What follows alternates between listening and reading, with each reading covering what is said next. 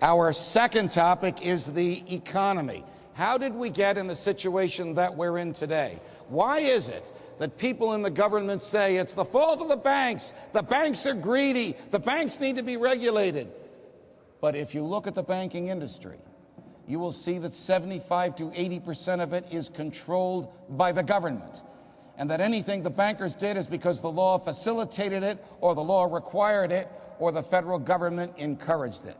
So how did we get in the economic mess that we're in today? What lessons can we learn from the Depression? Why is the government today doing the same thing that the government did for the Great Depression, and will the government of this administration and this Congress do little more than extend the recession? Joining me again is Jake Hornberger, who stays with us. Jake Towne stays with us as well.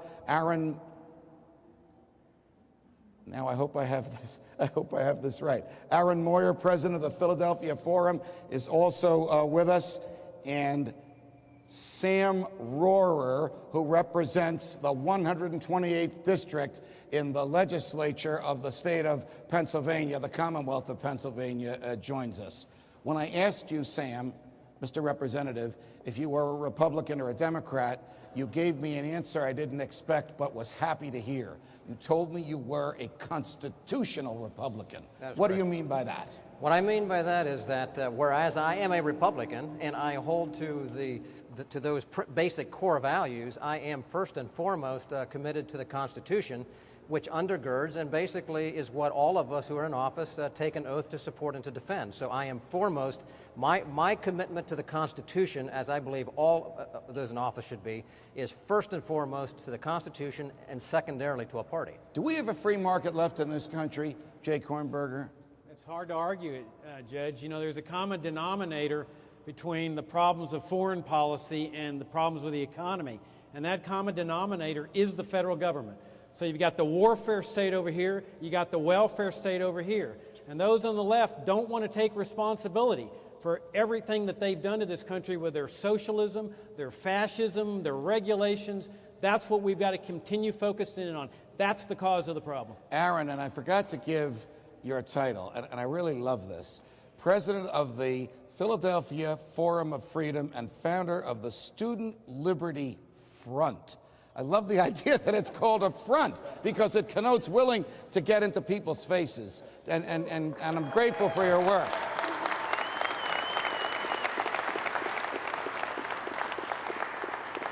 The front is well represented in this magnificent room. Are the young people in the front concerned that the borrowing that the government is doing today will bankrupt them and their children and their grandchildren with taxes or ruinous inflation when those bills have to be paid back? Yeah, it's an absolute disaster. Specifically, Social Security is the biggest issue. All of us definitely think about that. We're not going to have it, but we're paying into it. That's really frustrating. On top of that, we're borrowing all this debt from China and other foreign countries. We're not going to be able to pay that back. Even if we get taxed twice what we're getting taxed right now, we're not going to be able to pay that back ever. So our main concerns are that what's going to happen when we can't pay for the welfare and warfare that you were just talking about, when these foreign countries are not willing to give us loans because we're not paying them back anymore, and our country, or our generation, is going to suffer. Jake Towne, what kind of sense does it make to address a problem caused by too much borrowing and spending with more borrowing and spending? Absolutely makes no sense, and the stimulus plan that we have going on in our economy right now really hasn't had any effect really whatsoever. The economy that we have, and one thing that we should have mentioned before, is the enabler of all this is the Federal Reserve. And the Federal Reserve, with all its money printing and an extension of credit through the banking system, really needs to be abolished. And what we really need is a sound currency for our country. Let's see, since the Federal Reserve came into existence in 1913, the value of the dollar has gone down by 95%. And in the 140 years prior to the Federal Reserve, the value of the dollar went up 13%. Isn't that kind of just basic math? Jacob Hornberger, what is it about this secret monstrosity in Washington, D.C. that can have tentacles all over the world that we don't know about? Well, it's incredible. That's why they're opposing Ron Paul's bill to audit the Fed.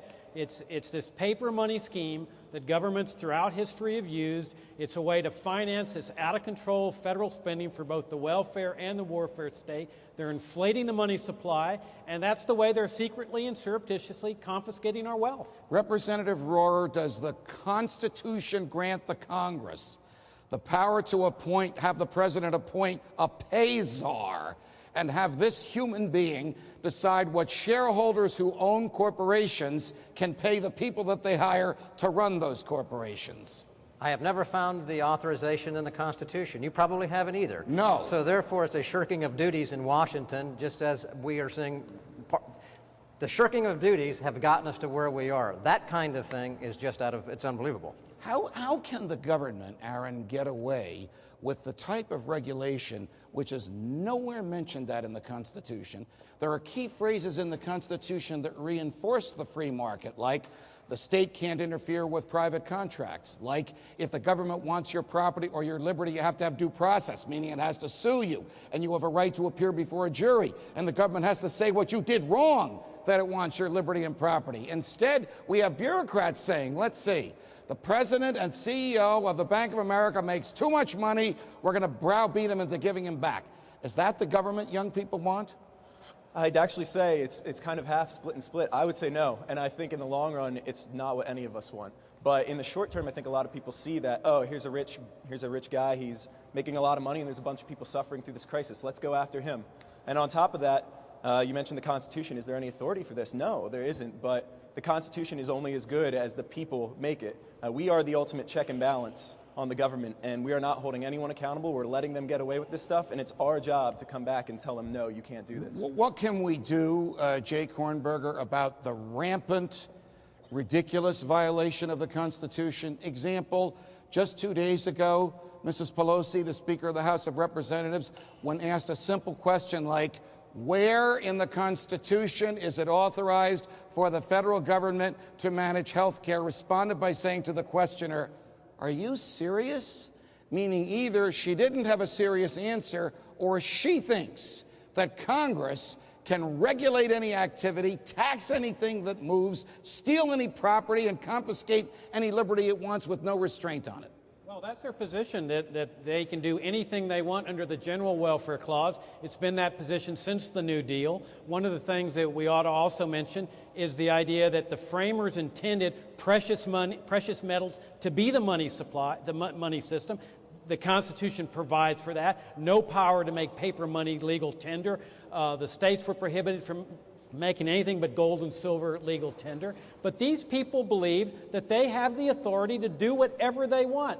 And to answer your question, we just need to keep talking about libertarianism and liberty, because that's what's scaring these people to death. They know that this is a movement that people are gravitating toward, and it's a movement designed to limit their power. A dollar bill. I trust you to give it back to me. What is it worth? What does it stand for? What can I redeem it for? Well, it's a promissory note. The question is, what is it promising to pay? What is it promising to pay? Promising to pay nothing. If I present it to the Treasury, what will they do besides looking at me like I have 3 heads? Well, in the old days, you go in and you get your gold coins in exchange for the promissory note. By making this legal tender and getting off the gold standard, they were able to plunder and loot the American people with these kind of irredeemable promissory notes. What has happened to the value of cash in this country as a result, Aaron, of it not being backed by gold and not being backed by silver and allowing the Federal Reserve to print as many of those things as it wants? It's turned into nothing. The nickels you have are worth more in metal than they are worth 5 cents. There's absolutely no value to this whatsoever. Most banks around the world have dropped this as the reserve currency. Representative Rohrer, you took an oath to uphold 2 constitutions, the Constitution of the United States of America and the Constitution of the Commonwealth of Pennsylvania. Do legislators in Pennsylvania ever lament that the rights of the sovereign Commonwealth in which we are right now are being usurped not by the Congress, not by Mrs. Pelosi, not by George W. Bush, not by President Obama, but by the secret bank about which we know so little, called the Federal Reserve? Unfortunately, not enough, Judge. Unfortunately, not enough. Most folks, unfortunately, do not believe even that Washington has overstepped its bounds. That is hard to believe, but we are sitting here right now with a 10th Amendment resolution in our General Assembly that I put forth, and we have probably 50 co-sponsors on that to tell the federal government you have overstepped your bounds in many areas as relative to the sovereign capacity of the states. Not enough. Answer that question. And I can't resist this topic because I am from the state on the other side of the Delaware. And there are many bridges that cross the Delaware from New Jersey to Pennsylvania. But next to one of those bridges as you're going towards Pennsylvania is a sign that says, "Welcome to Pennsylvania, where America begins." Because on the other side of the Delaware, it's like the People's Republic of New Jersey, right? Gentlemen, thanks very much for joining us on this topic.